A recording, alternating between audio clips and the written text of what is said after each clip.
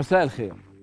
تخيل أنك ذهبت بصحبة أسرتك لإحدى مراكز الترفيه أو التسوق، وفي ظل الازدحام الشديد وأثناء انشغالك وزوجتك بأمر ما، للحظة واحدة انتبهتم إلى أن أحد أطفالكم ليس بجواركم.